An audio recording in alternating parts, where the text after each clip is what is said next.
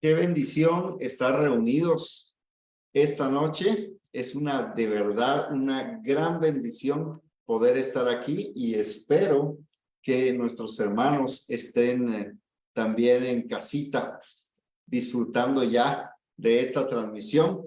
Hoy nos acompañan dos personas que yo les agradezco infinitamente la oportunidad de que estén con nosotros, porque sobre todo mi hermana está haciendo ahí un pequeño sacrificio. Ella está en Barcelona, hermano, y Sí, allá Barcelona. son las 3 de la mañana, pero ella Sí. nos está dando su tiempo. Me encantaría que por favor en primer lugar nos presentáramos y supiéramos con quiénes estamos tratando, y luego vamos a platicar del tema tan importante que nos atañe esta noche. Hermana, empecemos con usted. Bueno, Luis, esta es una alegría y un honor para mí y para la Sociedad Bíblica Iberoamericana participar de esta entrevista que tú tan amablemente nos invitas.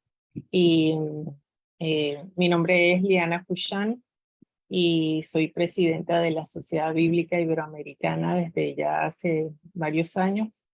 Es un puesto que es el que ha llenado mi corazón, y desde joven, pues, mientras pasaba la escoba de la sociedad bíblica, pues siempre pensaba, ojalá pudiera algún día llegar a ser la presidenta de esta sociedad bíblica. Entonces, doy gracias al Señor porque me ha eh, permitido cumplir este deseo.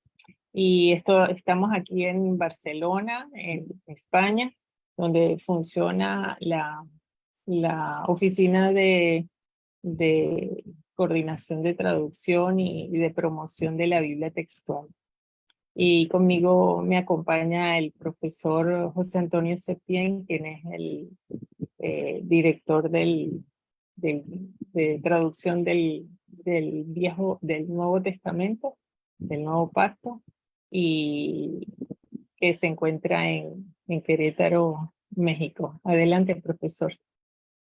Pues hermana, muchas gracias por la presentación y, y bueno, pues quiero simplemente decir que la Sociedad Bíblica Iberoamericana está magníficamente representada por la hermana Liana Fushan, y para mí ha sido un honor el que se me invitara como colaborador de esta magna obra de traducción de la Biblia textual. Así es que pues estoy muy agradecido, me siento muy valorizado, privilegiado y muy contento de estar con usted, hermano Luis, y con su auditorio, a quien abrazo con todo respeto y todo cariño desde la ciudad de Querétaro, en México. Muchas gracias. Y para todos los hermanos que nos están viendo ya, que ya se están conectando y que están mandando bendiciones, queremos decirles que hoy vamos a hablar de un tema, creo yo, muy importante. Hoy vamos a hablar de una Biblia que hace una diferencia entre las traducciones que podamos estar conociendo. Esta Biblia, yo la conocí hace mucho tiempo, se llama la Biblia textual. Y esta noche vamos a hablar acerca de ella. Los responsables de la Biblia textual es la Sociedad Bíblica Iberoamericana, y me gustaría que comenzáramos esta pequeña entrevista platicando de cuál fue el origen, de dónde nace la Biblia textual, quiénes fueron las personas que pusieron los cimientos para traernos hasta este momento que tenemos la Biblia textual cuarta edición. Pero tuvo que haber una primera, una segunda, una tercera edición, y yo sé que fue un camino bastante interesante traernos hasta acá. Los que hemos disfrutado cada una de las ediciones, pues hemos sido bendecidos, pero yo quiero conocer un poquito acerca de la historia de la Biblia textual. Claro que sí. Bueno, ha sido un largo recorrido lleno de muchos obstáculos y problemas, pero también de muchas bendiciones, porque cuando se encontraba pues las palabras justas en nuestro idioma tan rico del griego y el hebreo, pues el gozo y la alegría que dan al corazón, conseguir exactamente cuál es lo que quiere transmitir los textos originales, pues ahí está toda la recompensa. Siempre decimos que la Biblia textual es un cofre del tesoro y solamente hay que abrirla y leerla para darse cuenta de la riqueza que tiene. A lo largo de la entrevista creo que vamos a poder dar algunas pinceladas sobre esto. Y bueno, los inicios fueron por ahí por mediados de los años 70. Comenzó todo con el pasaje de Mateo 17:21. Mi padre, Carlos Cuchán, quien fuera editor de estas 4 ediciones, era recién creyente y en su anhelo y su emoción y entusiasmo por tratar de leer toda la Biblia en poco tiempo, pues se consiguió con este pasaje y empezó pues ahí todo toda esta búsqueda de una palabra lo más apegada al original. Y también el que otras personas se enteraran de todo esto. Porque en Mateo 17:21 pues no se encuentra en los documentos más antiguos. Entonces en su lectura pues él se sorprendió que esto no estuviera en el griego, pero que sí apareciera en las traducciones castellanas. Y se preguntó, ¿cuántas más de estas hay? ¿Y por qué la gente no lo sabe? Porque yo me tengo que enterar sin que, por medio prácticamente de que el Señor se lo hizo sentir. Cuando fue a verificar y a pedir explicaciones, es que le dijeron, no, pero es que es otra base textual. Entonces, pues todo su empeño y su dedicación fue ver esto, investigar cuántas habían y después cómo se podía esto hacer público y no que se mantuviera en una élite de erudición, ¿no? Entonces así que comenzó primero en la soledad a buscar en el griego, aprendió un poco de griego, leía la literatura de los críticos, se compró el Nuevo Testamento griego de la 26ª edición y empezó como que a coleccionar las variantes, pero llegó un momento que eran 2000 y le pareció mucho y dijo, yo esto no lo puedo y dice, esto hay que llevarlo a una sociedad bíblica para que lo pueda trabajar, vea si está bien y lo plasme en una Biblia. Entonces, todo esto pues se llevó más o menos como unos 13 años para presentárselo a la Sociedad Bíblica de Venezuela, las Sociedades Bíblicas Unidas, pero no llegamos a ningún lado.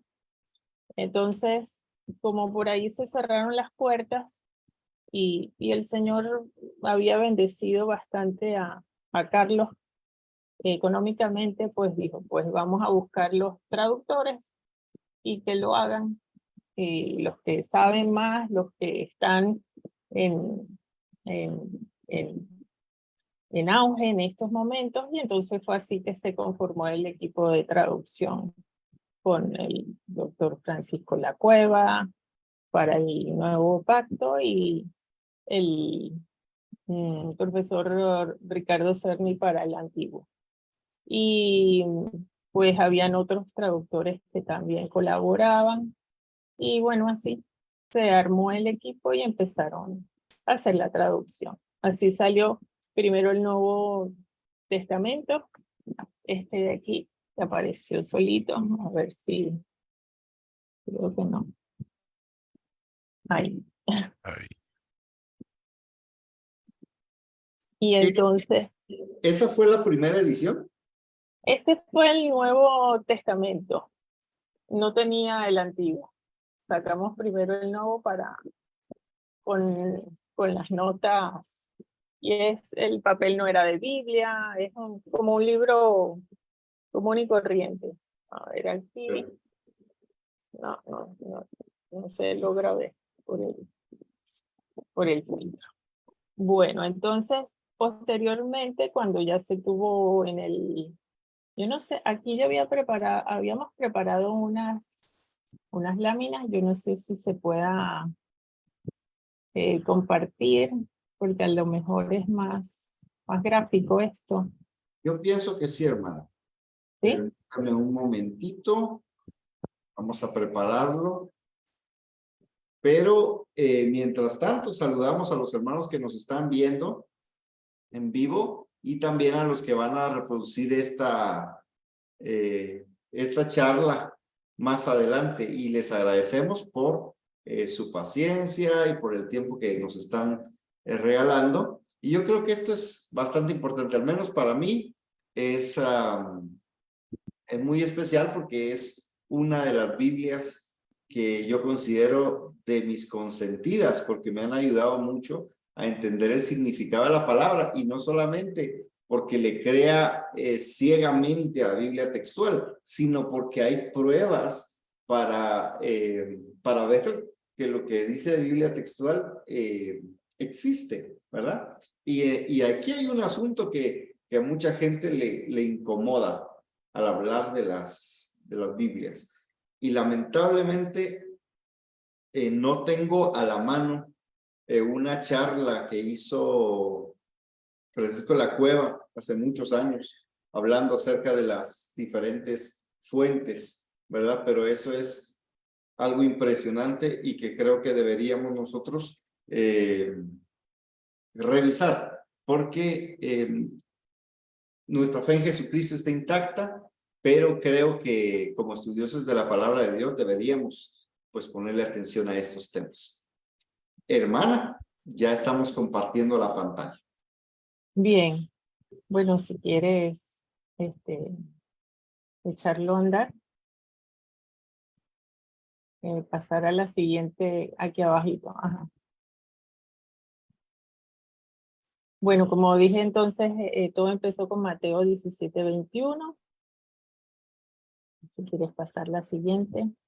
Ahí está el hermano Carlos. Para el que no los conoce, pues ahí tiene la cara. Ahorita está contento porque está con el Señor. Ahí estaba preocupado por alguna variante textual que no le salía o no encontraba la solución. Adelante. Entonces, él se preguntaba al principio, ¿cuántas hay y cómo se sabrá? Quería que todo el mundo se enterara de esto. El equipo de traducción, ahí hay una fotografía que también está, toda esta información está en la página web de labiblia.org. Allí está en la fotografía de abajo el profesor Septién con el profesor Ricardo Cerny y otro traductor, Alejandro, ahorita no me acuerdo su apellido. También tenemos el Consejo Consultivo que nos ha ayudado de una manera impresionante. Bueno, el profesor Septién lo conocimos a través del Consejo Consultivo, de que nos escribía y dando unos buenos aportes y bueno, aquí está ahorita con nosotros en el equipo.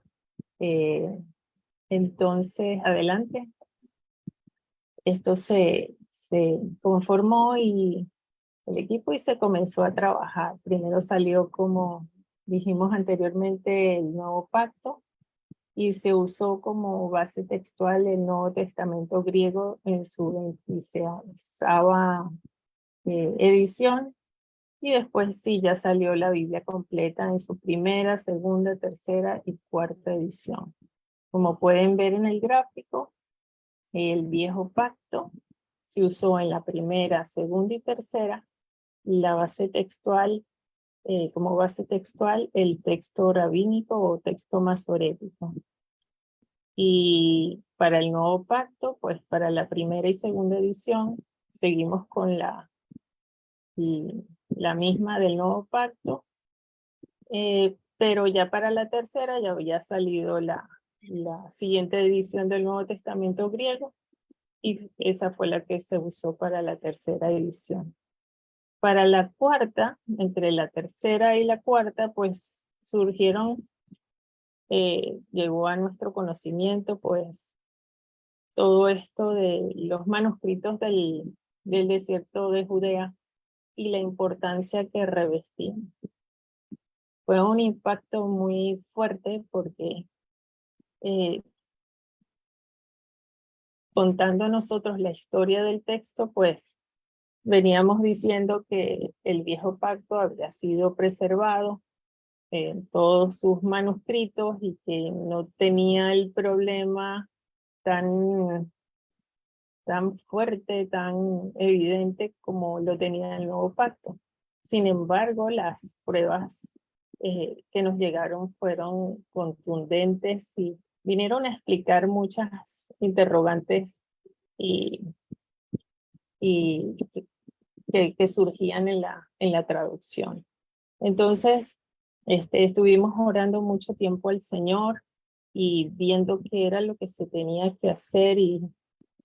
Pero aquí lo más importante es saber qué dice el texto, el más antiguo que podamos conseguir, el que sea el más cercano a ese original que no tenemos, porque los manuscritos originales de la Biblia no existen. Lo que tenemos son copias y copias de diferentes edades. Y entonces se hacen unas comparaciones y unas críticas de todas esos textos, de todos esos manuscritos, y hay que llegar a una conclusión para ver qué es lo que se pone en el texto y qué se deja a pie de página. Entonces, en algunas ocasiones es muy difícil, pero en otras, pues, las evidencias son aplastantes, ¿no? Entonces, para la cuarta edición, y si quieres pasar a la siguiente, utilizamos entonces, porque estos manuscritos del desierto de Judea vinieron a evidenciar y a revalorizar otros testigos como la Septuaginta y el Pentateuco samaritano, de manera que el texto masorético vino a ser un testigo más. Entonces hay que tenerlo en el justo puesto, ¿no? En el justo lugar, y consultarlo y tenerlo en cuenta como los otros tres.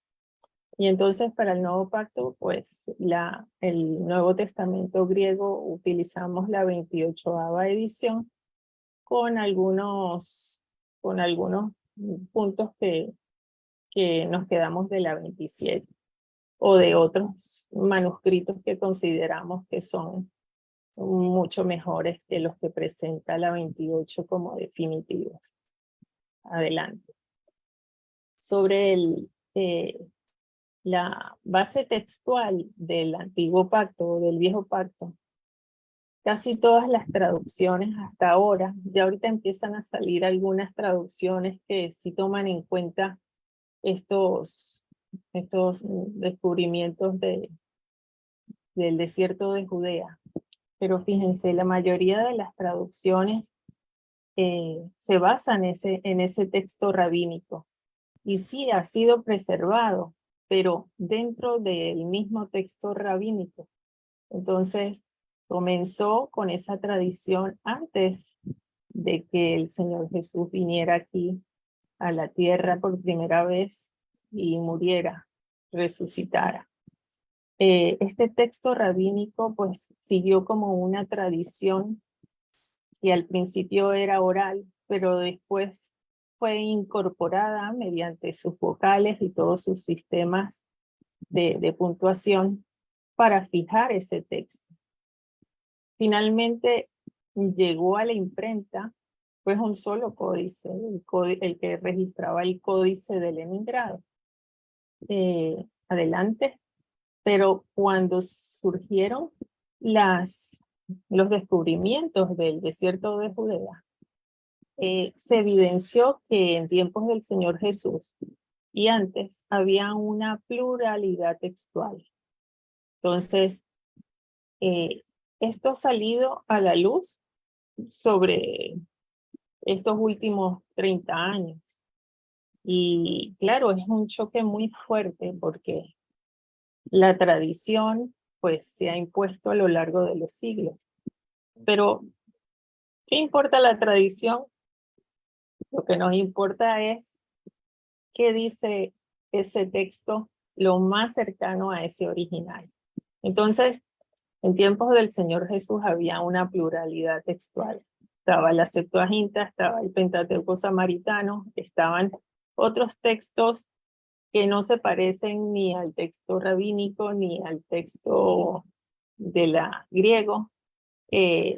Entonces, se ve que habían otras fuentes, ¿no? Entonces, ¿de qué se trata el trabajo que persigue la sociedad bíblica? Pues es de llevar al lector lo mejor que pueda, y esto por eso es que lo hace en diferentes ediciones. Un texto que sea, pues, lo más fiel posible. Si puede pasarla a otra, Luis, por favor. Entonces, y toda esta historia que venimos contando a lo largo de los años sobre la transmisión, corrupción y la restauración del texto sagrado, y nos la cuenta la misma palabra. La misma Biblia tiene registros de cómo era esa transmisión. Aquí en pantalla pueden ver algunos de estos versículos, como el rey estaba obligado, por ejemplo, a escribir una copia de la ley, o como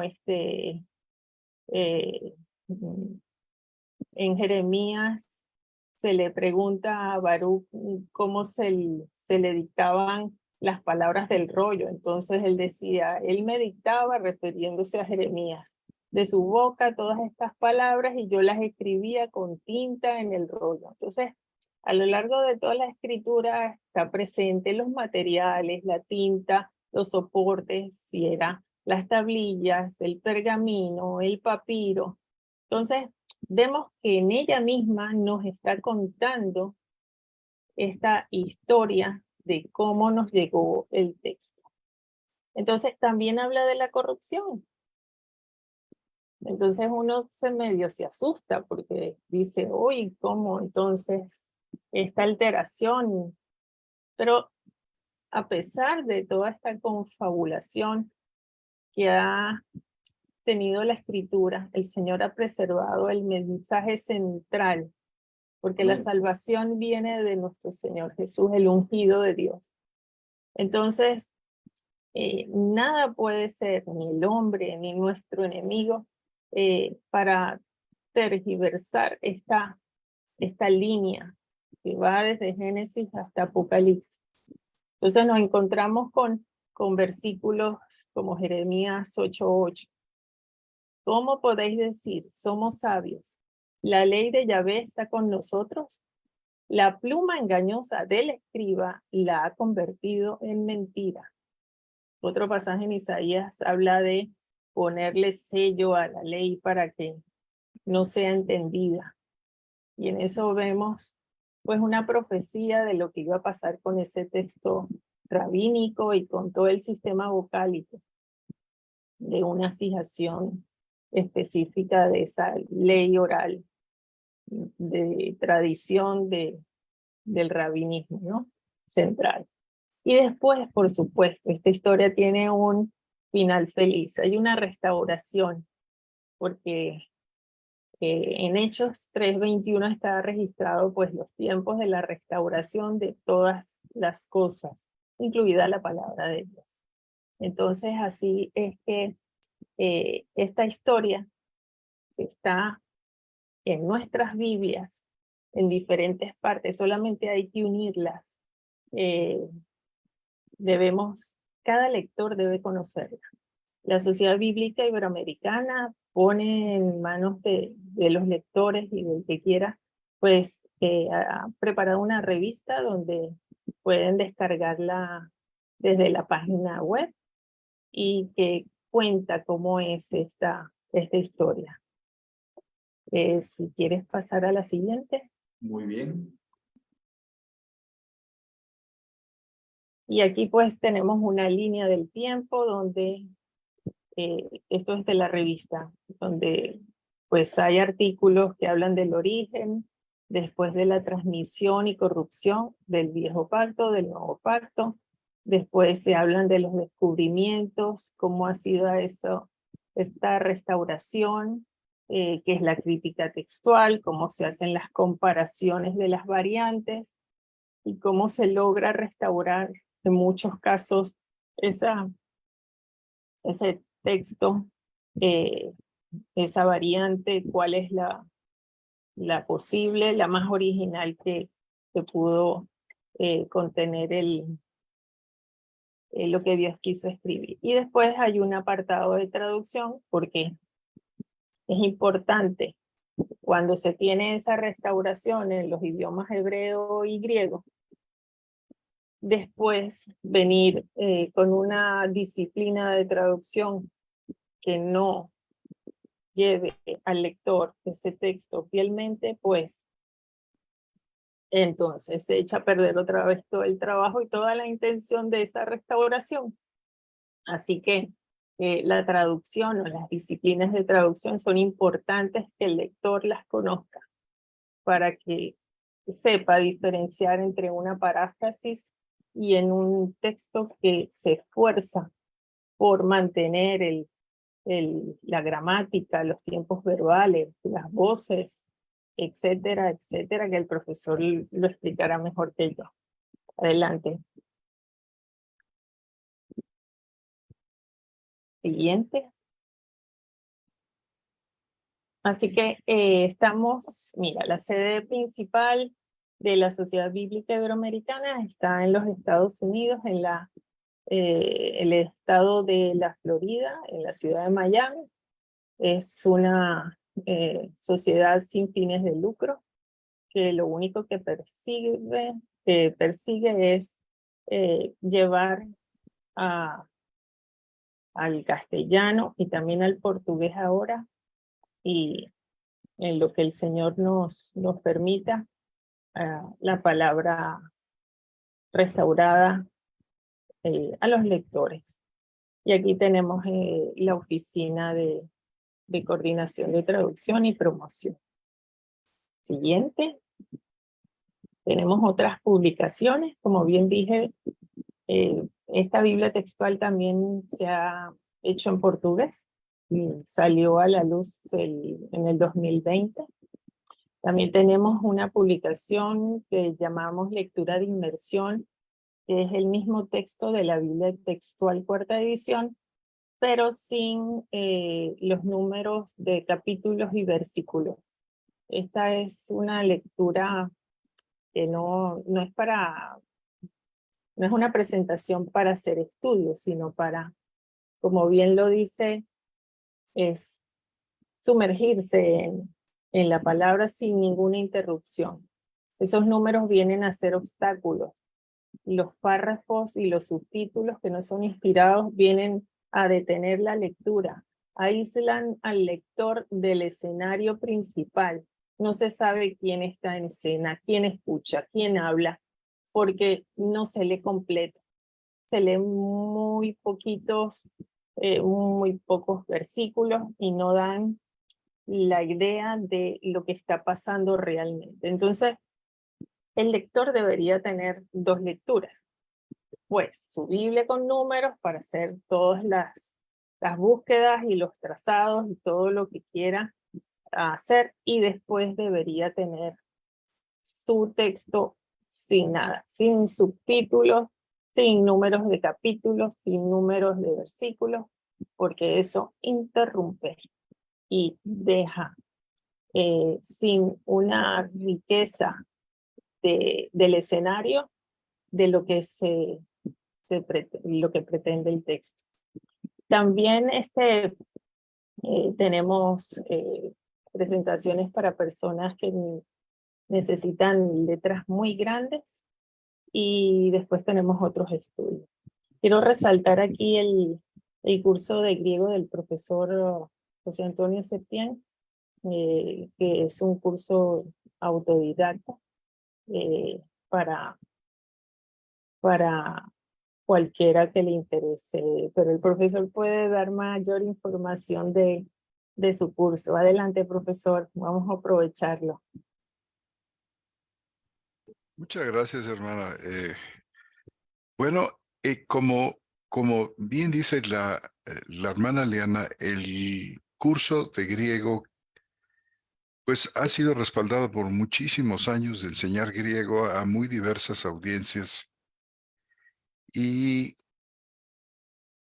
está hecho con la confianza de que quienes hablamos español podemos llegar a, pues prácticamente a dominar el griego bíblico, inclusive el griego del Antiguo Testamento, la Septuaginta, como el griego del Nuevo Testamento. Está hecho no precisamente para un seminario, para una institución, sino para que cada quien pueda llevar el aprendizaje del griego a su paso, a su tiempo. Todo tiene una respuesta, hay muchísimas prácticas, hay inclusive un libro de ejercicios bastante grande que contempla cientos y cientos de versículos donde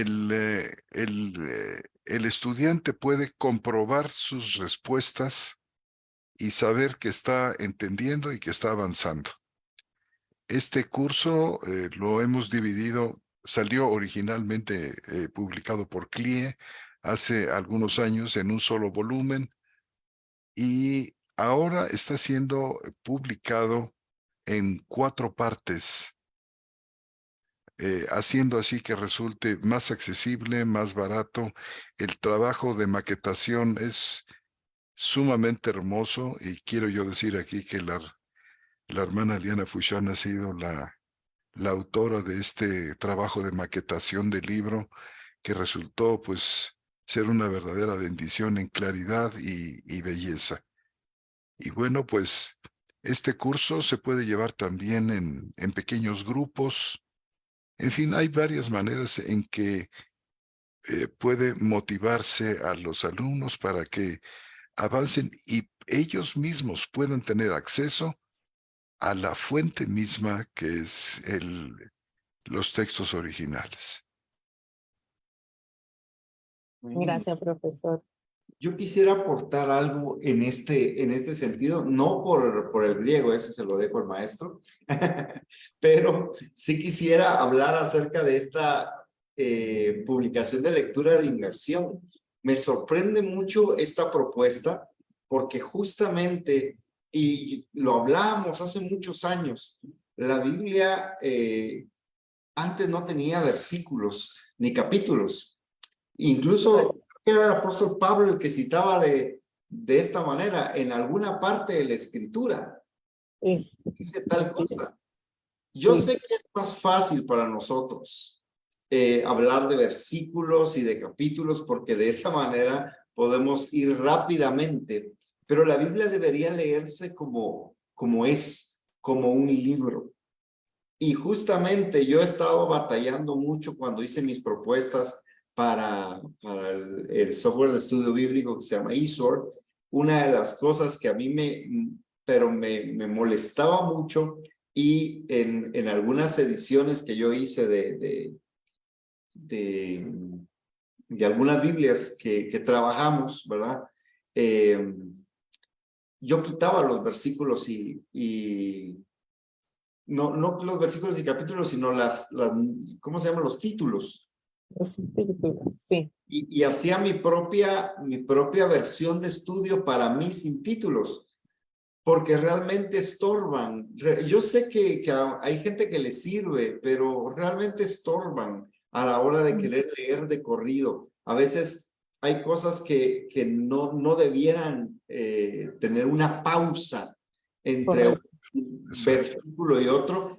Me acuerdo mucho del caso de Apocalipsis capítulo 12, creo que es, que hablaba del dragón. Incluso había hay traducciones donde hay una parte que no aparece, otras aparecen en otro lado, pero cosas como esas no nos ayudan a estudiar la palabra de Dios con toda la libertad. Entonces, esta es una buena recomendación, es una propuesta bastante sana, bastante sabia, y yo creo que la gente debería conocer no solamente el texto de Biblia textual, sino esta propuesta, que a mí me parece que es maravillosa para que podamos estudiar la Biblia sin tener los obstáculos de la versificación, ¿verdad? Que fue introducida hace no muchos años, ¿verdad? Correcto, sí. La palabra de Dios es más que solamente un texto con escalones, sino que es un libro y así debería ser leído. Pues muchas gracias y saludamos a los hermanos que nos están viendo, y yo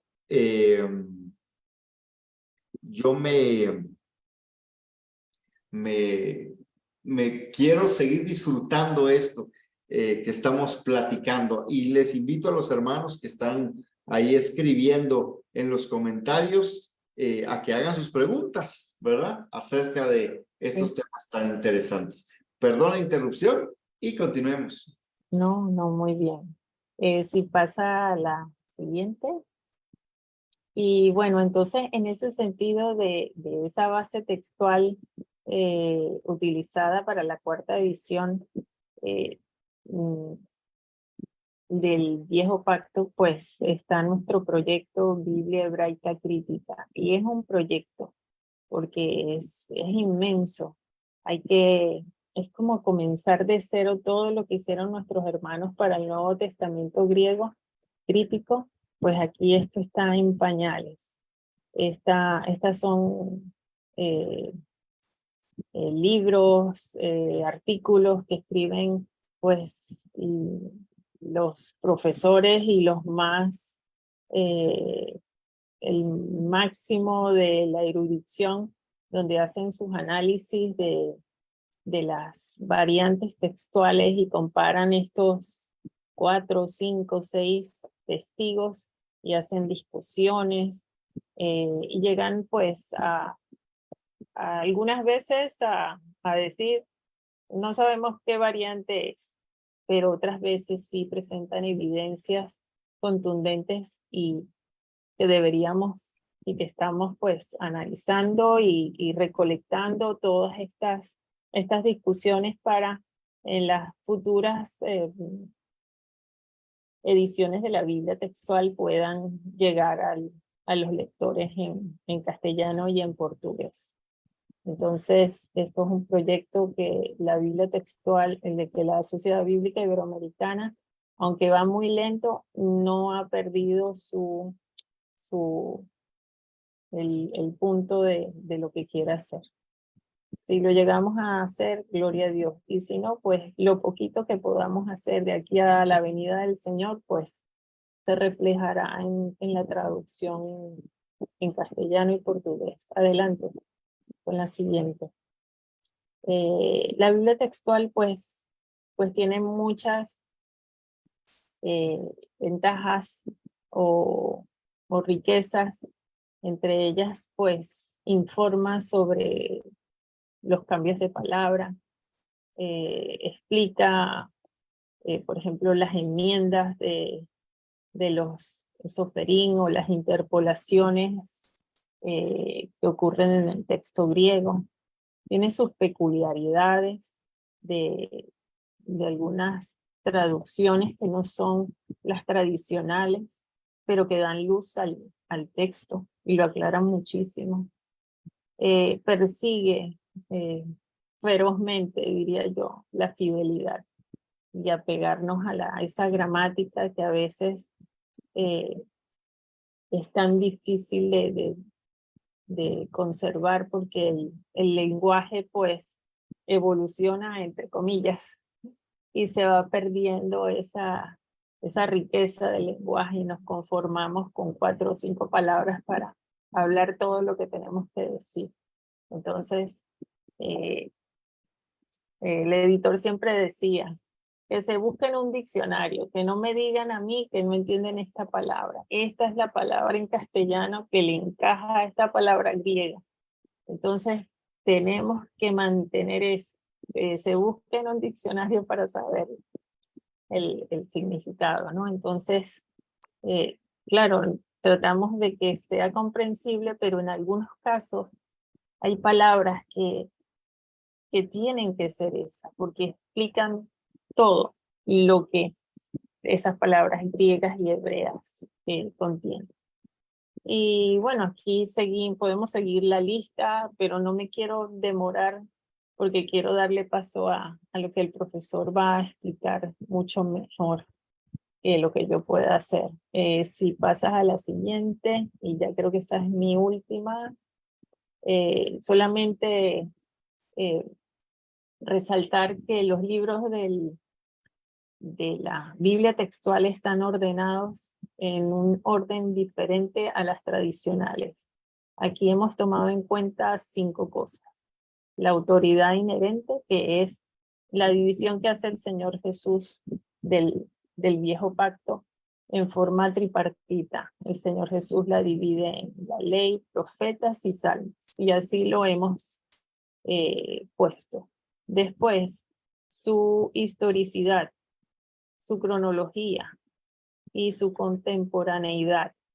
Luego, la temática y los patrones numéricos que salen de todas estas 4 anteriores.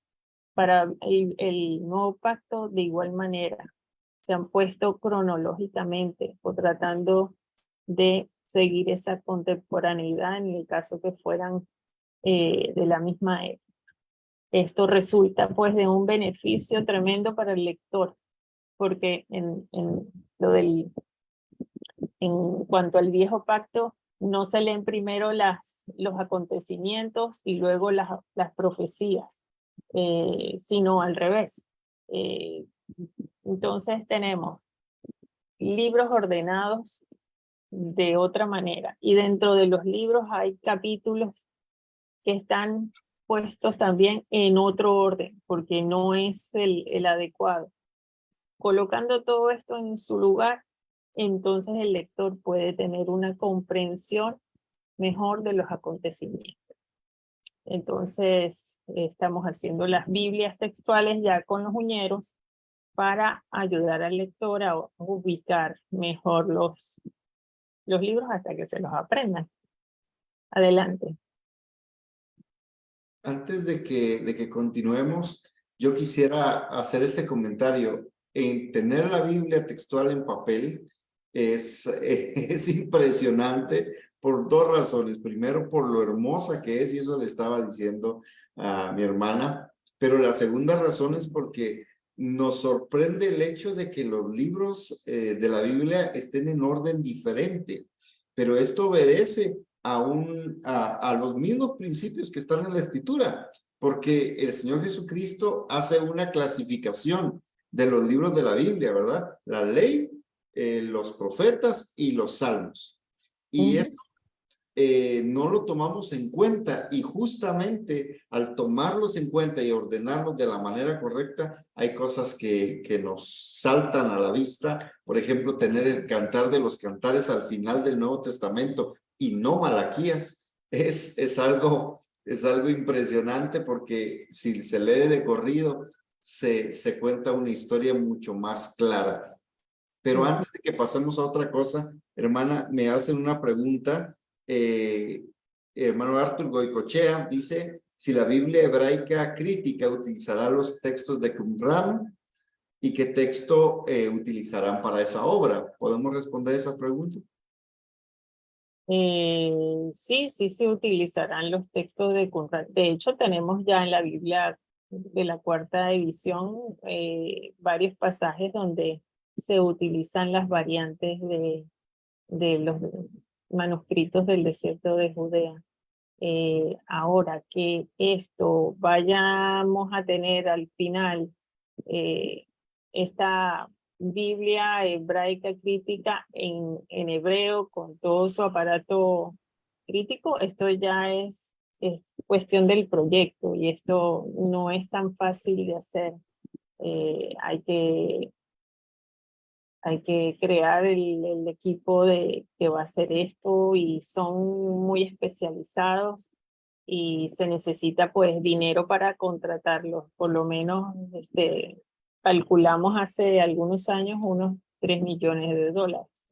Eh, el Señor es el dueño de todo, el que también pone en los corazones a estos eruditos pues el querer y el hacer, y si no se los pone a ellos, pues se los pondrán, no sé, a otras personas eh, para lograr, si él quiere, hacer este trabajo.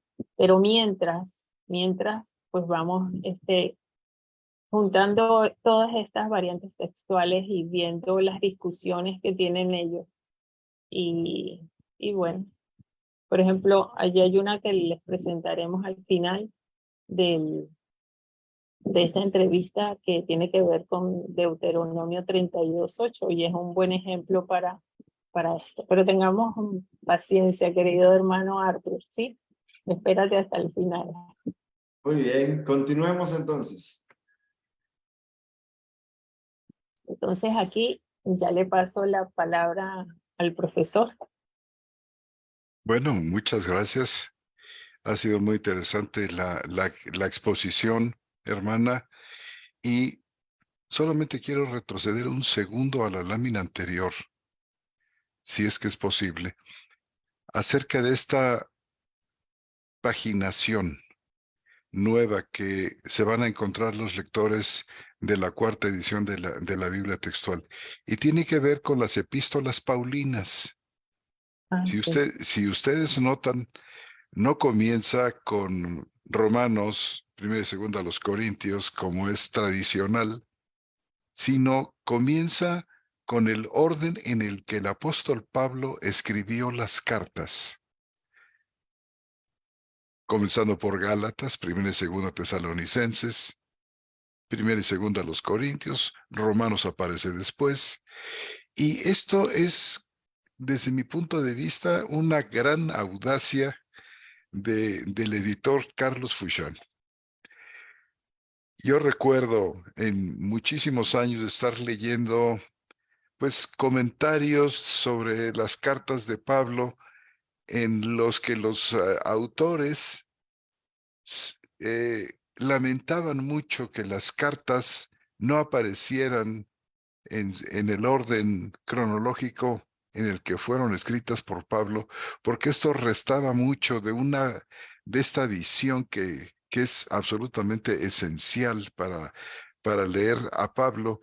Tiene que ver con este desarrollo que fue causado por Dios mismo en él. Hay muchas cosas, por ejemplo, ciertamente en Gálatas, que de forma embrionaria aparecerán de una manera muy plena en las cartas de la prisión, es decir, en Filipenses, en Colosenses, pero que no pueden apreciarse tan bien, de una manera tan profunda, tan clara, como a través de una paginación ordenada. Así es que muchos nos decían, bueno, pero es que vamos a ir contra la tradición de la hechura de las Biblias. Esto puede ser hasta algo que se refleje en una falta de interés, y ha resultado justamente lo contrario, que es perfectamente correcto. Y la verdad, así como en las paginaciones del Viejo Pacto, no nos ha importado tanto la tradición. que muchas veces es lesiva y retardataria. Nos hemos ido adelante como las cosas las hemos encontrado en las Escrituras y siempre pensando en los lectores de la Biblia textual. Bueno, pues hay muchísimo más que decir, por supuesto, acerca de esto, pero vamos a pasar a hablar ahora de las disciplinas de traducción. Mi hermano Luis, si me hiciera favor de pasar a la siguiente. Solo si me permite decir una cosa que a mí me Por parece supuesto, hermano. fue increíble en esta, no solo en esta, desde creo que desde la segunda, que fue la que yo conocí. La primera, por eso tengo la duda. ¿Cuál es la primera? Porque no vi la primera, pero tuve la segunda, tuve la tercera y la cuarta edición de la Biblia textual. Pero una cosa que a mí me saltó y que me consoló mucho es la anulación del término santo a todos los libros de las epístolas del Nuevo Testamento y los evangelios, incluyendo a uno que estaba escondido, el término San Jacob o San Jacob, ¿verdad? Y que se dice Santiago. Y aquí aparece como la epístola a Jacobo. Y eso fue algo muy interesante que nos trajo la Biblia textual. Y también el caso de Efesios. Ese es otro caso muy llamativo. Y si alguien se pregunta por qué ahí dice la epístola a los gentiles y no dice a los efesios, le invito a que vaya a investigar ese punto porque es algo muy interesante. Y la otra cosa que en muchos casos no se toma en cuenta y es haber incluido a la epístola a los hebreos como de la autoría del apóstol Pablo. Es algo que esta Biblia es como arriesgada en ese sentido, pero yo creo que nos hace una aportación bastante interesante que deberíamos nosotros ir a buscar, reflexionar y saber por qué se hizo, ¿verdad? Y entender cuánta luz nos puede dar estos pequeños cambios que al final no alteran, sino que aportan, ¿verdad? Porque nos regresan a una visión más global de la escritura. Y yo hago silencio porque si no, yo voy a dar la exposición y no soy yo el invitado. Entonces, continuemos. Muchas gracias. Pues bienvenido su comentario, hermano. Fue muy oportuno y muy bueno. Gracias. Y siéntase en toda la libertad en el momento que usted quiera para introducir un comentario suyo donde usted considere prudente. No se preocupe. Bueno, pues como decía la hermana Liana, se ha invertido una cantidad inmensa, no solamente por parte de la Sociedad Bíblica Iberoamericana, sino por parte de una cantidad enorme de estudiosos, de personas que están familiarizadas, que han estado estudiando los textos, los casi 5,000 y pico de textos, por ejemplo, del Nuevo Testamento que tenemos. Para llegar a concretar estas miles y miles de horas, hombre, en estas magníficas ediciones griegas o hebreas de la Santa Escritura, de poco serviría todo esto si a fin de cuentas a la hora de traducir se hace un mal trabajo. La traducción es absolutamente importante. Realmente es fundamental para que el lector no versado en las lenguas originales pueda tener realmente el texto, lo que Dios realmente dice, no lo que pudo haber dicho, sino lo que realmente dice en castellano, en nuestra lengua, en la lengua de Cervantes, de tal manera que se quede con toda aquella riqueza de la que hablaba también nuestra hermana, que está contenida en, como todos nosotros sabemos, en todos estos textos. Miren ustedes, de una manera muy sintética quiero referirme a tres disciplinas de traducción. Una es la traducción literal, que la encontramos, por ejemplo, en los interlineales. Otra es la traducción dinámica, de la cual ahora estamos verdaderamente llenos como de una pandemia, donde en lugar de traducir palabra por palabra, tomando en seria consideración aspectos gramaticales, como podemos ver, por ejemplo, si me hiciera usted favor, hermano, en la siguiente lámina, donde se toma en consideración eh, lo que está aquí en el centro, más arriba, las asimetrías, las asperezas gramaticales, las redundancias y otros muchos artificios que nos encontramos utilizados en las traducciones que la vuelven maravillosa. Y la palabra maravillosa ha rodado mucho, mucho, y muchos la usan a diestra y siniestra, pero aquí realmente estamos usándola con toda justicia. La escritura es extraordinaria, extraordinaria en estas cosas que a veces no acabamos de, como de meter en un bloque de leyes perfectamente arregladas, como muchos quisieran, sino nos encontramos con aspectos asimétricos, es decir, de distinta composición, que se resiste a cualquier tipo de sistematización y que requiere del traductor un gran cuidado. El hecho de que las gramáticas, como los idiomas, nunca coinciden exactamente, el griego jamás coincidirá con el español, siendo de cualquier manera muy cercano. Lo mismo pasa con el hebreo y pasa con cualquier lengua de hoy. Los idiomas además evolucionan, pero si queremos realmente entender el texto, el texto griego o el texto hebreo, tenemos que dedicar tiempo, dedicar el estudio comparativo para rescatar estas riquezas de sentido y de significación que están allí en nuestro texto. Aquí ya me salté, como ustedes pueden ver, a la traducción contextual, de tal manera que quiero pedirle a mi hermano que regresemos un segundo.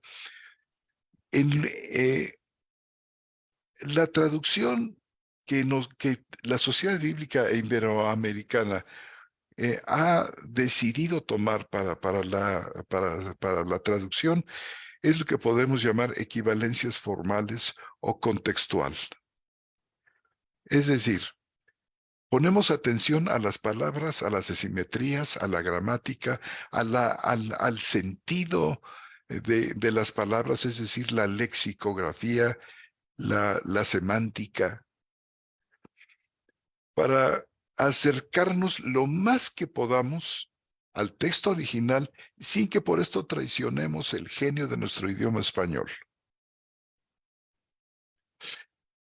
Lamentablemente hoy, con una idea, en mi opinión, equivocada de tratar de acercar el texto facilitándole al lector todo, utilizando un castellano no tan preciso como decía nuestra hermana Liana y mi hermano Carlos Fouchán, que buscaba palabras que quizás ya no se usaban mucho en nuestro castellano normal, pero que encajaban maravillosamente por la riqueza de la palabra española, equivalía muy bien a la palabra griega.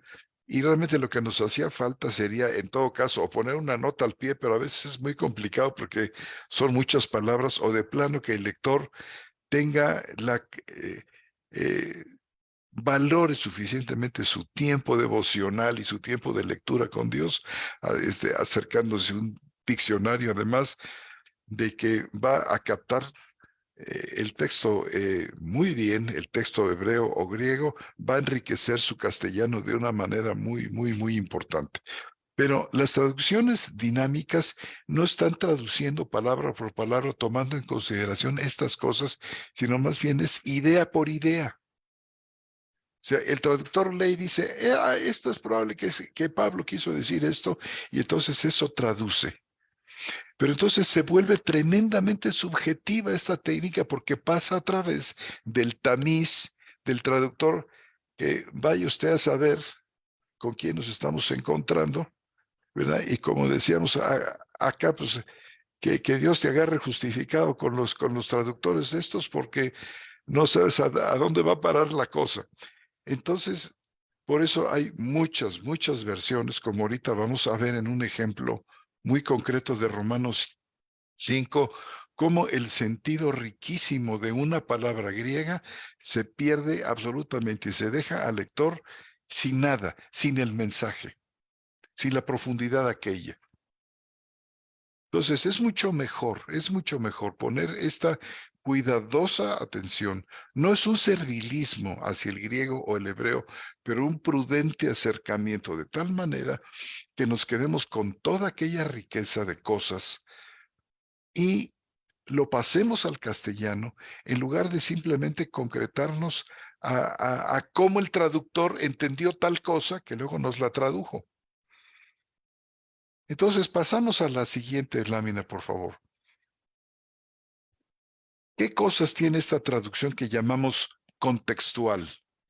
Quizá la Biblia textual venga también de este afecto especial que tenemos por la contextualidad, que consiste en transmitir la intención del autor, la fuerza del idioma nativo, la lucidez y la riqueza que emanan de él, vertiéndola cuidadosamente lo más cerca posible al castellano, de tal manera que esta riqueza, que esta fuerza, que esta lucidez esté frente al lector. Preserva además la pureza. Y decíamos, respeta pues esta traducción contextual, las asimetrías, las asperezas gramaticales.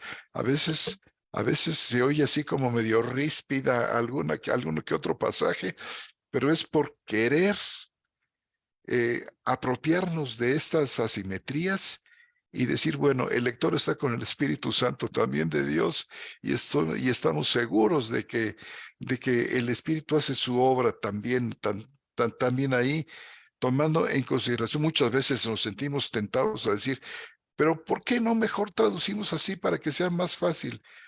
Pero es que no nos importa tanto a veces la facilidad. No es porque despreciemos al lector, pero por supuesto que no. Es muy importante para nosotros. Pero muchas veces preferimos que se lea un poquito tosco aquí o un poquito tosco allá, porque sabemos que esta es justa, porque así sonó también en el original. Y entonces, todo esto, pues, trae a la larga una riqueza de comunicación. Por ejemplo, hay muchísimos vocablos en los evangelios que son, vamos, casi como como mucha expresión idiomática, muy idiomatizado. Por ejemplo, el Evangelio de Marcos, algo que trató de pulirse, entre comillas, a lo largo de los siglos por los escritores bizantinos, pero que con esto perdió toda la fuerza, toda la vitalidad, perdió ese feeling especial que produce ese griego que algunos podrían llamar corrientón. Por ejemplo, Marcos dice, levántate, toma tu catre y vete a tu casa. Pero la palabra catre sonaba así media, pues no tan elegante. Entonces los traductores bizantinos arreglaron ahí y pusieron, toma tu camilla. Pero al hacerlo, se perdió un enorme colorido. Entonces nosotros tratamos también de quedarnos con ese colorido. Por ejemplo, hay una palabra cuando Pedro estaba remendando las redes, y nos encontramos redes en algunas traducciones, pero resulta que era una fabega lo que Pedro tenía, era una red inmensa, además una red muy cara, tal parece que Pedro tenía todo un negocio de pescado ahí a orillas del mar, pero la palabra esta nos da a entender que es una red muy grande, que se necesitaban varias personas, que tenía que extenderse mar abierto, que requería de varias barcas, en fin, aspectos que se pierden si simplemente traducimos red. Ahora, la palabra favega se usa, no, ya no se usa, creo que ni en el medio de los pescadores. Pero si nosotros nos acercamos un diccionario o tenemos la delicadeza de ver la nota al pie donde aclaramos este punto, nos enriquecemos muchísimo. Y vamos reconstruyendo ese ambiente del siglo I donde aparecieron Cristo y sus discípulos. Además, esto tiene también que ver con la simplicidad y la brevedad. No es un texto opulento, fantástico, retórico, aunque se hace uso de la retórica, Pablo la utiliza mucho, pero hay una idea de la sencillez que esta traducción contextual quiere también rescatar. Vamos a poner un ejemplo que está en la siguiente lámina. Un término precioso, ahí para quienes todavía no leen el griego, se pronuncia dikeothendes, que muchas traducciones traducen como justificados, habiendo sido justificados. Es un término muy importante en todo el cuerpo doctrinal sobre todo del apóstol Pablo. Fíjense ustedes cómo lo traducen algunas versiones en la lámina que sigue. No damos el nombre de las versiones para no herir susceptibilidades, pero estas están tomadas de varias traducciones. Muchos dicen, justificados pues por la fe. Otros nos dirían, según lo dicho, rehabilitados ahora por la fe. Yo creo que ni ellos entienden qué quieren decirnos con rehabilitados. Otros dicen, así que Dios nos aprobó.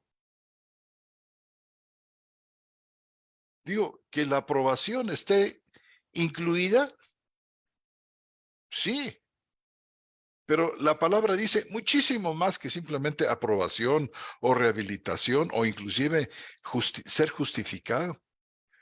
Hay otra que dice restablecidos pues en la amistad divina, palabras que no están en aquel versículo. No dice amistad divina, no dice que nos mantiene en paz. Todas estas son invenciones de los traductores que según ellos quieren hacer fácil un lenguaje, el lenguaje bíblico, como si los lectores fueran un puñado de tontos que no entienden. Y en lugar de, ellos pretenden ayudar, pero al mismo tiempo hay un menosprecio de la capacidad de los lectores. Luego, otra versión de este mismo texto. Dios nos ha aceptado porque confiamos en Él. Esto lo hizo posible nuestro Señor Jesucristo. O sea, esto es una explicación y una mala explicación. No es una traducción. Las traducciones dinámicas se convierten en explicaciones y a veces muy dudosas. Los lectores necesitamos una traducción que toma en consideración, por ejemplo, aspectos que están encerrados en la palabra dikeothendes, que, por ejemplo, en la Reina Valera 60 se traduce como habiendo sido justificados. Pero hay muchísimo más porque de vuelta, si solamente el lector se queda con justificados, peor aún rehabilitados o aprobados o restablecidos, se quedaron sin la belleza, la magnificencia, el consuelo infinito que esta palabra encierra. ¿Qué quiere decir? Me parece que en la siguiente lámina tenemos aquí tienen ustedes la Biblia textual. Fíjense ustedes cómo se tradujo dikeothendes aquí. Habiendo sido declarados justos. ¿Por qué dice esto? Porque la palabra dikeothendes es una palabra que nos remite a un contexto jurídico, a una sala donde hay un juez que está determinando el destino de algún prisionero. Está sentenciándolo, ya sea para la absolución o para el pago de una deuda que puede ser o la vida o un número de años, no sé, en prisiones, en trabajos forzados, remando en los galeotes aquellos antiguos. Es decir, es una palabra forense, una palabra de sentencia. Ha sido el perdón de los pecados ganado por Cristo tan determinante, tan total, tan absoluto, y ha agradado tanto a Dios que se nos declara justos. Se nos imputa la justicia de Cristo y se nos declara justos. No le debemos nada a Dios. Gracias a nuestro Señor Jesús, la deuda ha sido totalmente cancelada de pecados pasados, presentes y futuros, y como consecuencia, el juez nos declara justos, nos sentencia como justos. Y esto dice ahí el resto de este precioso versículo, nos da entrada a la gracia en la cual estamos firmes y llena nuestro corazón de esperanza de la gloria de Dios. Pero el lector no puede llegar a esta idea de Dios como juez declarándonos inocentes, declarándonos perdonados, si solamente nos dice que somos rehabilitados o ayudados. Vayan ustedes a saber qué significa rehabilitados.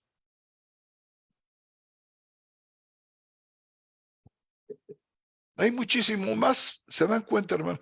Entonces, el lector se queda sin esta maravilla, sin este consuelo enorme, cuando llegan los tiempos de la prueba en la vida, donde necesitamos asirnos del poder de la palabra que nos confirma en estabilidad con Él. Bueno, pues hay mucho más que ustedes pueden ver allí en la página de la Sociedad Bíblica, donde ustedes van a llegar a ver otros muchos ejemplos muy, muy importantes de este tema. Otro de los puntos importantes tiene que ver, la siguiente lámina, por favor, con el empleo de la voz pasiva. Este es un temazo. No nos alcanza mucho el tiempo aquí para tocarlo, pero podemos decir que hemos revisado todo el conjunto de las voces pasivas del Nuevo Testamento griego. Todo. Que muchas veces tienden a convertir estas voces en voces activas, que también las hay en el Nuevo Testamento, pero muchas veces se sacrifica la voz pasiva porque algunos traductores piensan que es muy pesada, piensan que es difícil, piensan que el lector es casi un borderliner que necesita que le digan que 2 más 2 son 4, cuando hay muchísimos lectores y que, ayudados por el Espíritu Santo, son capaces de comprender verdades muy profundas, más de lo que los traductores imaginan. Miren ustedes, en pocas palabras, hermanos, aquí con este ejemplo simple, Juan cierra la puerta. Dice, Juan es el sujeto, es el que produce la acción. El verbo es la acción, cierra. El objeto directo es la puerta. ¿Qué cierra Juan? La puerta. Este es un ejemplo magnífico de la voz activa. Ahora, en la voz pasiva, el sujeto no es el que produce la acción, sino el que la recibe. Entonces, fíjense ustedes, aquí el objeto se vuelve el sujeto. La puerta es cerrada por Juan.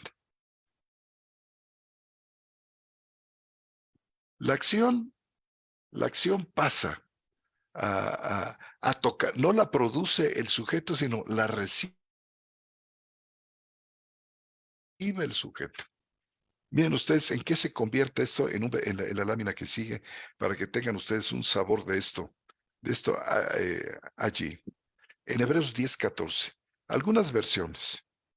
Dice, porque con una sola ofrenda hizo perfectos para siempre a los santificados.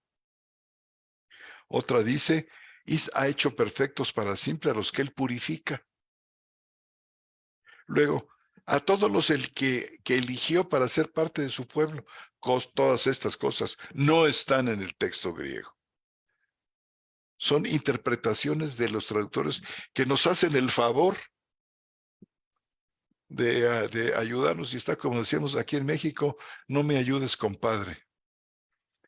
Luego dice, otra versión, ha hecho perfectos siempre a los que son santificados. Vean ustedes cómo la Biblia textual traduce. Dice, porque con una sola ofrenda ha hecho perfectos para siempre a los que están siendo santificados. Es la acción de Dios que se ejerce, no es el sujeto el que se santifica, que es una idea que podemos llegar a leer en esta y otras versiones, sino nosotros recibimos de Dios una acción, porque la voluntad de Dios es nuestra santificación, no simplemente como buen deseo de Dios, sino un deseo que lleva a la práctica, ejerciendo en nosotros su gran poder, dándonos este querer y poder. Dice, y además lo tenemos en un presente continuo. Es un participio que está en presente continuo. Están siendo santificados. Cada día Dios está actuando en nosotros. ¿Se dan cuenta ustedes, hermanos? Y como esto, bueno, hay una cantidad enorme, por eso fue necesario revisarlas, todas las voces pasivas, por ejemplo, del Nuevo Testamento, para rescatar esta gran cosa que tenemos nosotros aquí Hay otros ejemplos, miren, vamos simplemente a leerlos, no comentarlos en la siguiente página. Por ejemplo, fíjense ustedes, en voz activa, estoy maravillado de que tan pronto os hayáis alejado, dice Gálatas 1:6. Pero en la voz pasiva, que es la que está en el texto, leeríamos así, estoy maravillado de que así de pronto estáis siendo desviados. Es una acción que un enemigo nuestro está ejerciendo sobre nosotros.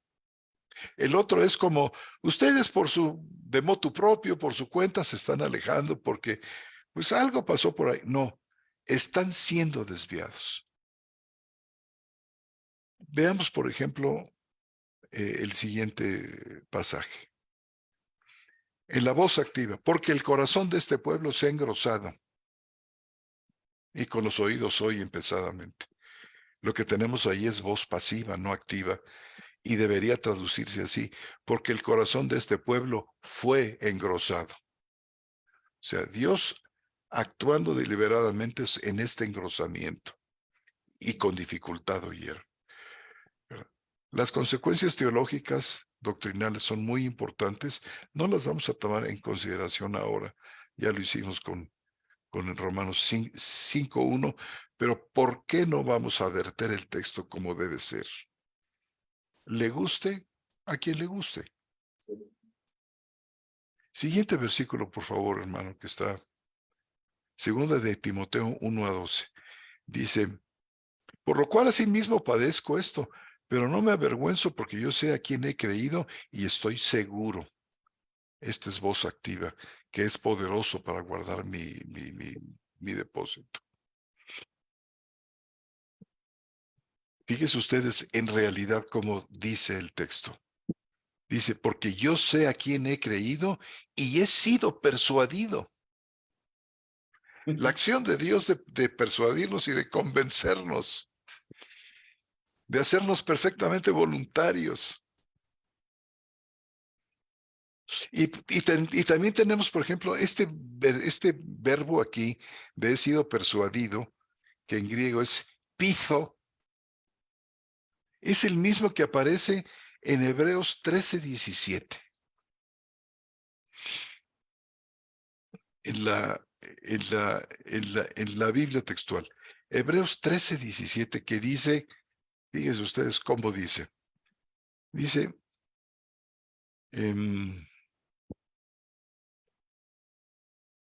permítanme ustedes un segundo, porque este texto no lo puse aquí, pero quiero que ustedes lo escuchen tal cual aparece en la Biblia textual. Muchas versiones dicen así, hermanos. Dicen, obedezcan a vuestros pastores y sujétense a ellos. Obedeced a vuestros pastores y sujetaos a ellos. Pero resulta que la Biblia textual dice, dejaos persuadir. Sí. No es lo mismo obedezcan con el dedo ya extendido a decir, dejaos persuadir. Y dice, no, y además no dice pastores, sino dice los que dirigen. No es un sustantivo, no es como anciano, como, no, es una acción. Y es que en la iglesia de Dios, hermanos, no son tanto personajes que llenan espacios en un árbol, en una pirámide eh, jerarquizada, sino acciones que ejerce el Espíritu de Dios en medio de su pueblo. Entonces diría aquí, dejaos persuadir. Es exactamente el mismo, el mismo verbo que nos encontramos aquí en 2 de Timoteo. He sido persuadido. Por supuesto, esto tiene connotaciones y tiene consecuencias eclesiológicas, ¿verdad? Pero, y muchas veces para evitarse estas cosas, para dejar la fiesta, llevar la fiesta en paz, para no convertirse en objeción de conciencia, prefieren dejar una traducción así en lugar de lo que realmente dice el texto. Entonces, es al mismo tiempo leer una versión de esta categoría como contextual, implica un, un, un ser desafiado, como en lo personal, como creyente y como comunidad de Dios. O sea, y el asunto es irnos ajustando, ir llevando nuestro pensamiento y nuestra acción en armonía a la palabra de Dios. Y esto, bueno, pues es algo que también tenemos aquí en un enorme ayuda. Y por último, queremos ver, para que vean ustedes, por ejemplo, el poder de las preposiciones y el poder de la traducción. Por ejemplo, fíjense ustedes en Deuteronomio 32:8, que quizá mi hermana Liana quiera explicarlo. Sí, este era el ejemplo que era para el hermano Artur. En Deuteronomio 32:8, pues los manuscritos de desierto de Judea registran, en vez de hijos de Israel, registran hijos de Elohim, concordando con algunos manuscritos griegos de la Septuaginta. Otros manuscritos griegos registran ángeles de Dios, pero esto se han presentado suficientes evidencias internas y externas que apuntan que la lectura Hijos de Elohim es la lectura original de Deuteronomio, de este pasaje. Esto pues lleva a unas connotaciones especiales de lo que se está diciendo aquí, de quiénes son estos hijos de Elohim, porque no es lo mismo los hijos de Israel, sino al averiguar quiénes son estos hijos de Elohim, pues ya se pueden conectar con Génesis 6 y con el Salmo 82 y con creo que otro salmo que habla de estos hijos de Elohim que no son otros sino estos ángeles caídos, ¿no? Entonces, pero las evidencias apuntan, según los documentos de los manuscritos de Qumran, que esta es la lectura. Y bueno, estamos analizando esto y seguramente la quinta edición pues llevará esta variante con su nota explicativa y con todas estas evidencias externas e internas del contexto cercano y remoto para explicar que esta variante es la correcta. Así que, bueno, se van haciendo avances utilizando todos estos testigos por igual, ¿no? Mm. Te dejo los otros dos para ti. Bueno, fíjense ustedes, aquí estamos hablando de dos preposiciones que cambian por completo el panorama, la interpretación de un pasaje y rompen con la tradición de la traducción, que es letal. Fíjense ustedes, en Lucas 16:9 dicen las versiones comunes traduciendo la preposición ek. Ganad amigo por medio de las ganancias injustas. ¿Recuerdan ustedes la parábola esta? En- Esto es casi como una invitación a utilizar las ganancias injustas para ser amigos. Eso es lo que nos dice esa traducción.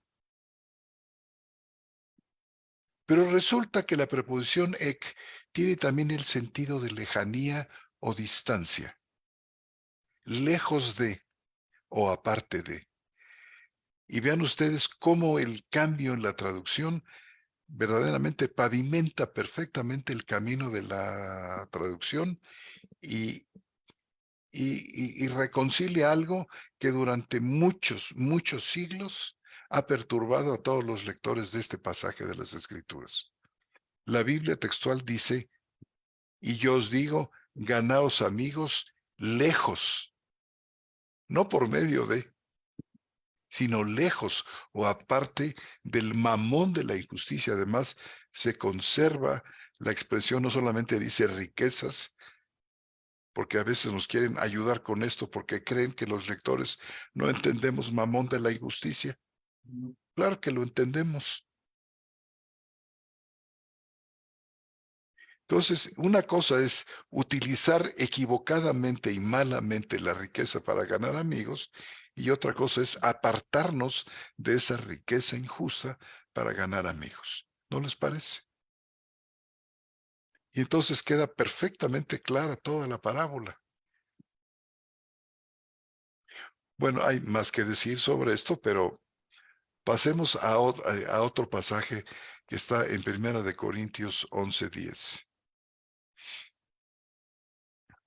Fíjense ustedes, otro de esos pasajes tremendamente controvertidos que han venido en demérito de la mujer. Por supuesto, aquí el bagaje interpretativo, el bagaje contextual, pues nos llevaría, hermanos, a dedicarle una hora o más mínimo a este pasaje para explicar cabalmente sus implicancias. Pero fíjese cómo lee, por ejemplo, la Reina Valera este versículo. Por eso, la mujer, por lo cual la mujer debe tener señal de autoridad sobre su cabeza, por causa de los ángeles. La preposición aquí, eh, bueno, por una parte que dice tener señal de autoridad. La palabra exusía significa autoridad, potestad y otras.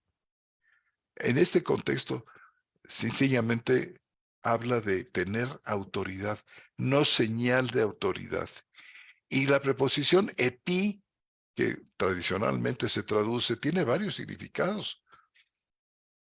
La palabra epi no solamente significa sobre, que es la tradición, la traducción tradicional, pero también significa junto con o junto a. Por ejemplo, cuando nuestro Señor se sentó junto al pozo esperando a la samaritana o esperando vamos, en aquel diálogo que tuvo con la samaritana, no se sentó sobre el pozo, porque nuestro Señor se hubiera ido al fondo del pozo si se sienta sobre el pozo. Nuestro Señor se sienta junto al pozo. Y hay muchos pasajes en los cuales la preposición epi tiene este sentido de junto a. Entonces, lo que tenemos aquí, si nosotros traducimos la preposición epi como junto con, es esto. Por esto la mujer debe tener autoridad junto con la cabeza, porque ambos han sido restaurados en Cristo, el hombre y la mujer, y aquel antiquísimo y terrible resultado de la caída en la que la mujer venía a ser subordinada al hombre, ha venido a ser totalmente cambiada en Cristo, de tal manera que nuestro Señor ha venido a emparejar a hombres y a mujeres, puesto que los ha revestido a los dos de Cristo. Por eso dice, no hay judío ni gentil, no hay esclavo ni amo, no hay hombre ni mujer. O sea, igualar las cosas coloca a la mujer en una posición que no es la del feminismo. En primer lugar, acabamos con este punto desde esta perspectiva, sino que coloca a la mujer junto al hombre como dos socios en la vida que juntos planean la vida, sin superioridad de uno arriba de otro. O sea, esta es una nueva manera de contemplar la relación. Perdón, una manera nueva de contemplar la relación hombre-mujer, sobre todo en el matrimonio, en el que ambos resultan inmensamente beneficiados y tenemos que aprender a vivir así. Bueno, hermanos, hay mucho más que decir sobre esto, solamente aquí apuntábamos el cambio que significa una traducción cuidadosa, muy cuidadosa, porque para eso tuvimos que ver todos los casos en los que la preposición epi o la preposición ec aparece, para tomar una determinación tan fuerte como las que tomamos aquí. Y esto forma parte, pues, de la riqueza de la Biblia textual. Muchas gracias. Dios le bendiga, hermano. Muchas gracias, hermana. Sí, quería añadir solamente esto de que cuando la mujer tiene esta autoridad que perdió en el Edén, junto con la cabeza, que Pablo en el versículo 3 señala al varón, y dice por causa de los ángeles. Por causa de los ángeles es porque ambos, mujer y varón, en Cristo, formando la iglesia, van a anunciar, y esto está en Efesios 3, 10. Fíjense cómo aquí dice, para que la multiforme sabiduría de Dios, que es Cristo, sea dada a conocer ahora por medio de la iglesia a los principados y potestades en los celestiales. Ahí está, por causa de los ángeles. Es porque la iglesia, mujer y varón en Cristo, dan a conocer ahora, estos 2000 años, están dando a conocer a Cristo a los principados y potestades en los celestiales. Esa es lo que dice, la conexión o el trazado que se debe hacer con este verso. Es porque anuncian. Claro. Y dan a conocer a Cristo. Y qué interesante, miren, en medio de todo esto, necesito responder una pregunta, porque un hermano nos estaba preguntando para cuándo viene la 5ª edición. Pero mientras tanto, antes de que nos ayuden con esta respuesta, me llama mucho la atención que en esta Biblia textual 5ª edición, no sé si de las anteriores, no recuerdo, pero por ejemplo, la palabra en Lucas 16:9, mamón, aparece con mayúscula, apuntando que es un nombre, ¿verdad? Y no un nombre propio y no uno común. Estoy en lo correcto, porque yo lo veo ahí, ¿verdad? Y me recuerdo de un pasaje creo que en Hechos, no sé si estoy en lo correcto, donde dice, después del naufragio, a Pablo le dicen, la justicia no le deja, no lo deja morir, no sé, algo parecido, pero pasa algo, no sé si es el mismo caso, pero mencionan a nombres propios que en las traducciones comunes se utilizan como comunes. Y me llama mucho la atención esto. Sí, sí, si leemos todo el pasaje completo, veremos que creo que en el versículo 13 de este 16, de este capítulo 16, el Señor Jesús lo que quiere hacer es una comparación entre Dios y Mamón. Por eso tiene que ser personificado, porque está hablando del servicio a uno y a otro. Si lo ponemos en minúscula, entonces también pierde como que toda el nivel que le quiere dar el Señor Jesús a estas dos posiciones, porque los dos son dioses, para unos y para otros. Entonces, el que sirve a Mamón, ese es su Dios. Y el que sirve a Dios, pues ese es su Dios. Entonces, si ponemos riqueza, entonces ya la comparativa de esa deidad se pierde. Deidad. Exactamente. ¿Y para cuándo la quinta edición? Pues todavía nos queda mucho trabajo, ¿verdad, profesor? Todavía. Yo no sé. Y Vamos debe a ser, tener que, los hermanos van a tener que orar sí. mucho, Sí. pero nos tenemos que apurar porque, fíjense, estos cambios son muy importantes que figuren en la Biblia. Entonces nos tenemos que dar pesa, sí. Exactamente. Y miren, mis queridos hermanos, justamente creo yo que este es el punto de la responsabilidad de nosotros. El no solamente esperar un beneficio y recibir una bendición, sino también hacer algo como pueblo de Dios para poder seguir viendo estas maravillas que los hermanos están trabajando, pero nosotros también podemos aportar de diferentes maneras, ¿verdad? Yo le preguntaba a mi estimada hermana cómo le podíamos hacer con la Biblia textual en Guatemala, por ejemplo, y cuáles son las formas en que aparece la Biblia textual para que nosotros la podamos encontrar. Porque hay muchas preguntas que podría hacer aquí, pero tal vez para ir cerrando el tema, mi querida hermana, platíquenos, software de estudio bíblico, página web, ¿dónde encontramos la Biblia textual? Y sobre todo, la que queremos nosotros en papel. ¿Cómo le hacemos? Bien, fíjate, si pasas a la siguiente lámina,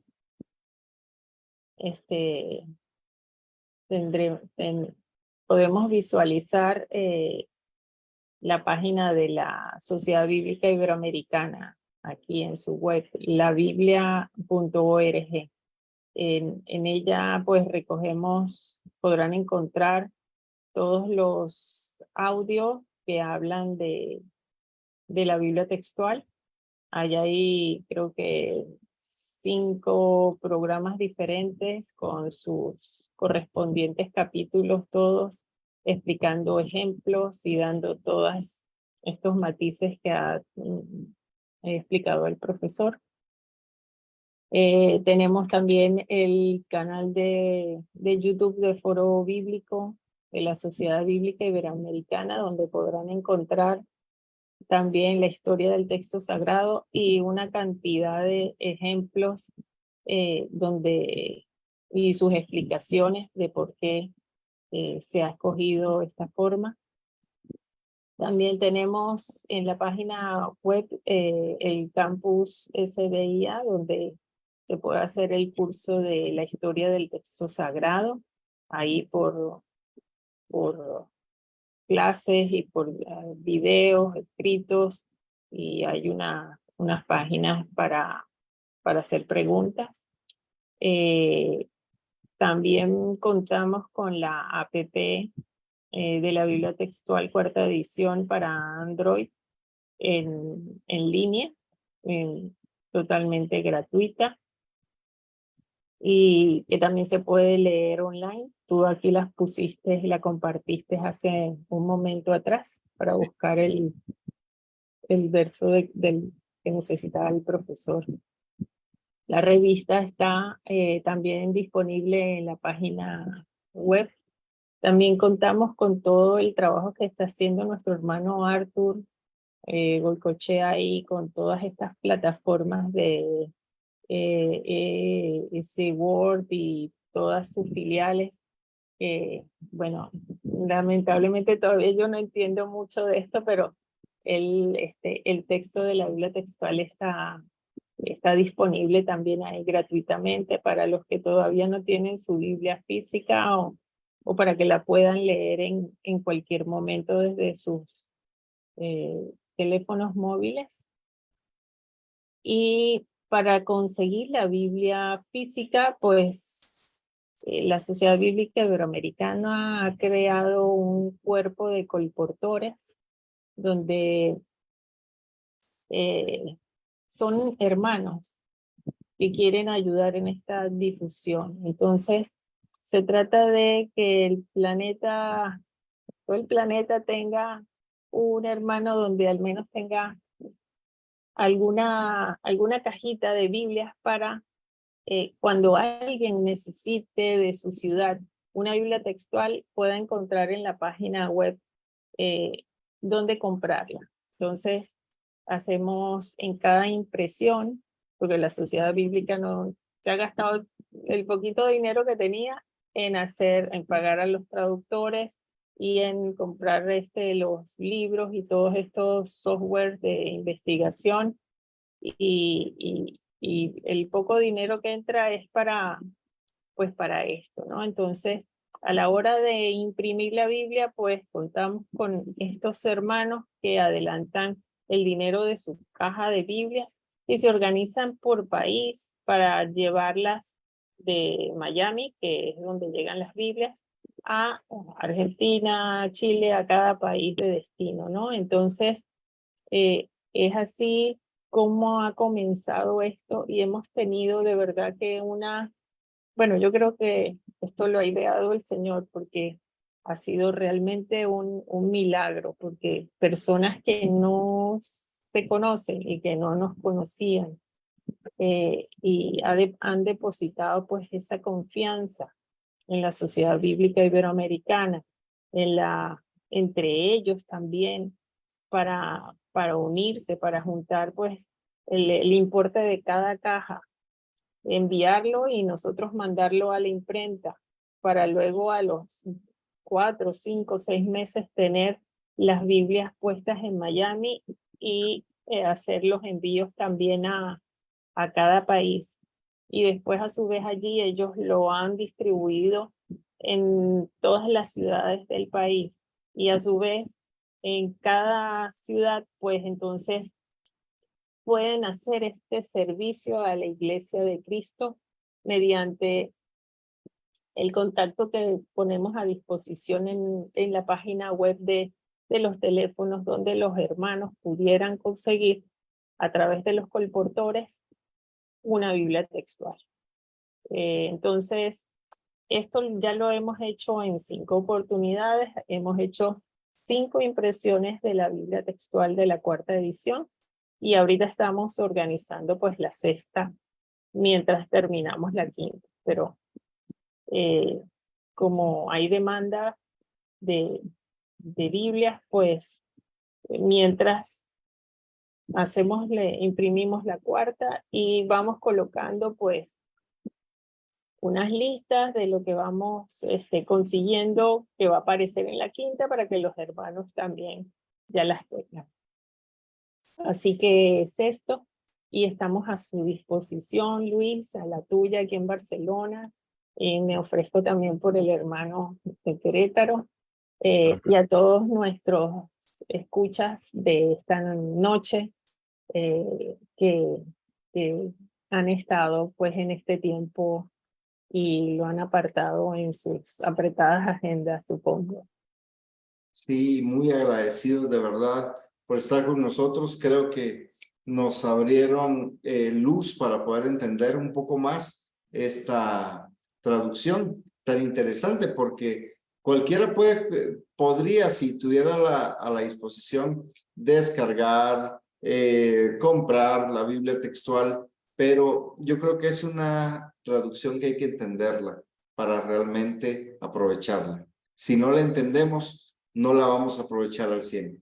Entonces, por esa razón es que esta noche, junto a los hermanos, estamos tratando de explicar de dónde nace la Biblia textual y cuáles son sus características y sus virtudes. Solamente me queda agradecerles a ustedes dos por el tiempo, porque sobre todo, hermana, gracias por darnos el momento. Ahorita ya son casi las 5 de la mañana en Barcelona. No, ha Y sido una alegría, de verdad. muchas gracias. Ahora mi hermano ya lo vamos a dejar ir a descansar, ¿verdad? Muy Tal vez. contento de estar con ustedes, hermano, de veras. Muchas gracias.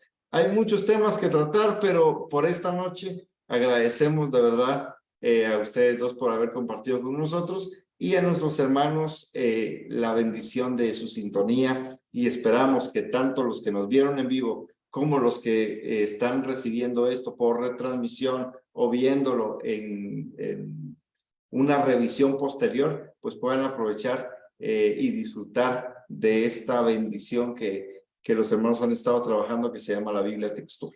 Así que les agradezco mucho, que Dios les bendiga, y nos vamos a despedir por esta noche. Nos vemos el próximo martes para poder seguir platicando de estos temas tan interesantes. Gracias, hermanos, que Dios les bendiga y nos saludamos en una próxima ocasión.